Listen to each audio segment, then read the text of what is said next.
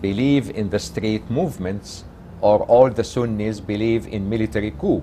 As a matter of fact, the military coup was important or adopted from Latin America, from other experiences, because Muslim countries did not have this sort of organized military with such a power to think that they can change the system.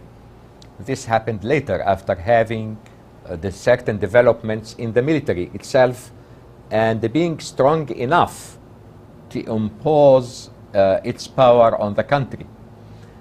Saying this, I would say that definitely the Shi'i system or the Shi'i beliefs in having the power of the ulama, the religious leaders, or the mullahs as it is said sometimes, and having these mullahs, these religious leaders, independent. They are not employed by the government. And they live on a certain share given from the money, the income of every person every year to finance the positions of the ulama or the mullahs or the religious leaders. This makes these leaders more independent. While in many Muslim countries, especially the country like Egypt and some other countries, they are salaried employees and they got their salaries from the government, and it is difficult for them to raise against the government or to mobilize the people against the government, except if there is someone who sacrifices everything and does not care that his salary would be stopped or anything like this. So there is a sort of security for the mullahs to oppose the government because they have independent financial sources different from the public treasury or the state treasury. And their relation with the masses is stronger, but it is because it is a duty for every Shi'i individual to have a mullah, a leader. Not voluntary, that he can go to this or go to that or does not have anyone and lives on his own. It is a religious duty to be registered among the followers of a certain mullah. So with this sort of, and the hierarchy, these mullahs are organized in certain levels from below to up. All this gives a sort of an organizational framework for the ulama to have continuous connection with the people and to have the power to mobilize the people in any time. So mobilization is coming from the ulama to the grassroots, but the grassroots can go to the streets, and this is what happened in the time of the Shah by the inspiration of Khomeini. Among the Sunnis, and especially the Arab countries, this is not easy to happen because most of the ulama either living in a certain local area and they haven't this sort of hierarchical framework with all the ulama in the country, or salaried and they got their salaries from the government.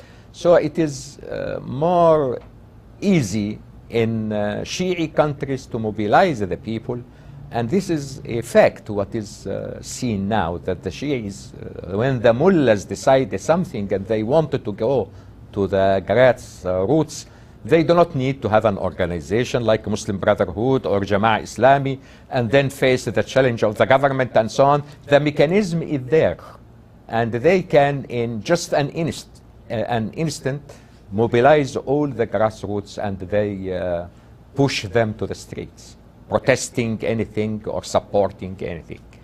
Well, let's take Iran, for example. Were Muslims upset or blamed the West when they suddenly had an authoritarian government where some of the rights were taken away, individual rights? Of course. I think that the West continued to have a bad image after the colonial period, especially with regard to the United States, which was not a participant in the colonial period. But what happened is that the West, especially the United States as a superpower, supported some authoritarian rulers, like the Shah in Iran, like Marcos in the Philippines. And of course, this gives the image that the West is not so keen about democracy outside its borders. They care only about who is in the saddle, who can conduct the country and maintain the relations with the West. And here we can put a footnote that, or between parentheses, that the relations means interests of the West. So people, while they admire definitely Western constitutionalism, Western democracy, the sense of accountability of every person, including the President of the United States, all these things, they like it, and they like to have it. But it happens that when they call or struggle for it in their own countries, they cannot get enough support from the West, because the West does not want change unless it becomes sure who will succeed, who will follow this regime, and how he could maintain and secure the interests of the West.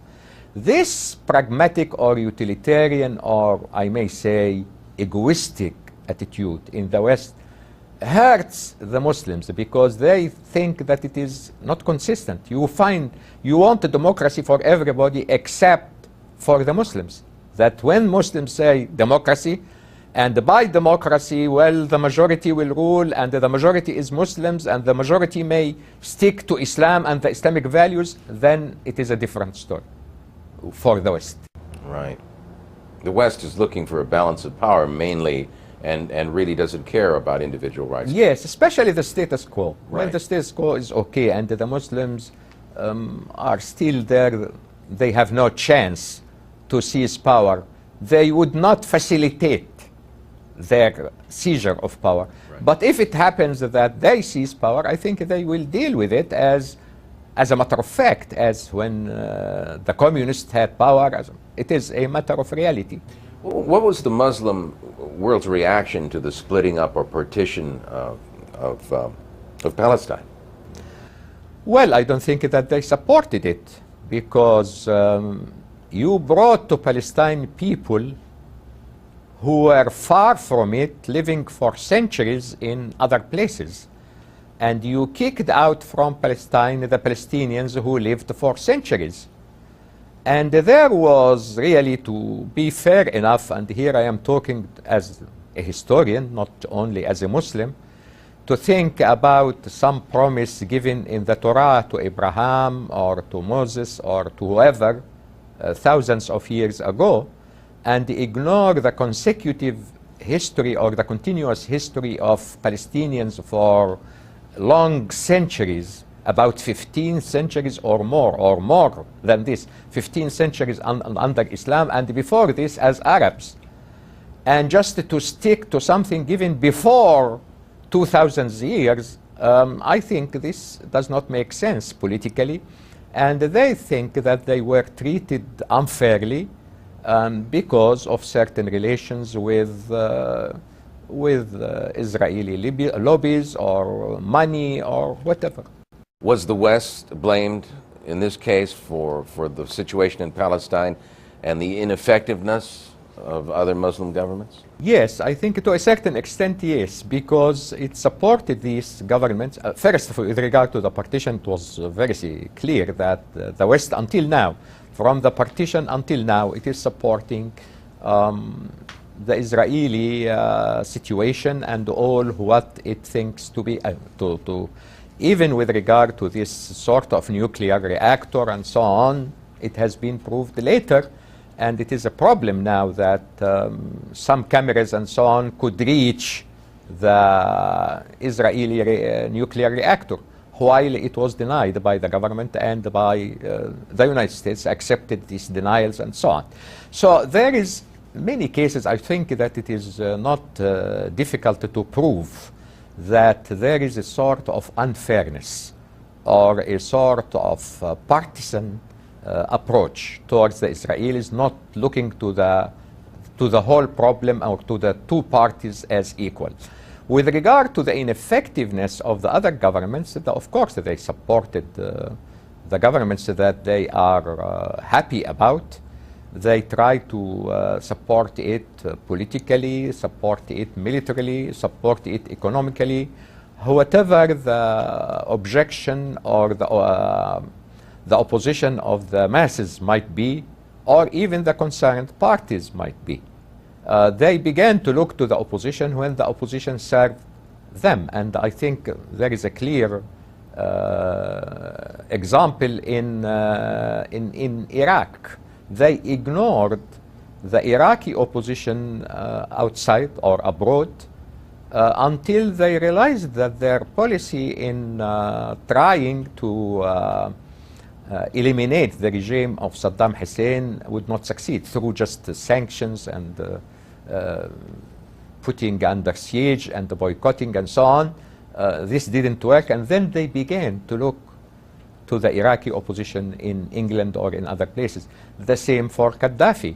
As long as Gaddafi is not harmful, it is not important that the people are happy with him. The opposition, the Libyan opposition outside Libya, they do not care about it if they do not need them. So there is no consistency in supporting really what the people want. But there's harm. The harm has come to Gaddafi, and there have been Western reprisals. The people aren't concerned about that? The people are concerned, but to what extent the West is ready to support a movement against Gaddafi? That is the point. There is a sort of pattern that a weak dictator is of no harm to the West, even if he started with anti-Western attitudes. And this happened with regard to Nasser, with regard to Saddam Hussein, with regard to Gaddafi. Just keep him weak. And of course, the people in the beginning, they think that the West is against Gaddafi or Saddam Hussein or Nasser, not just because he is against the Western interest, but according to the Western media, because he is against democracy, he is a dictator, he is authoritarian, he is autocrat, he is all these things. But suddenly all this is toned down and accepted the status quo, and the opposition just neglected, if not blamed or accused, because they find that their interests are achieved in the status quo.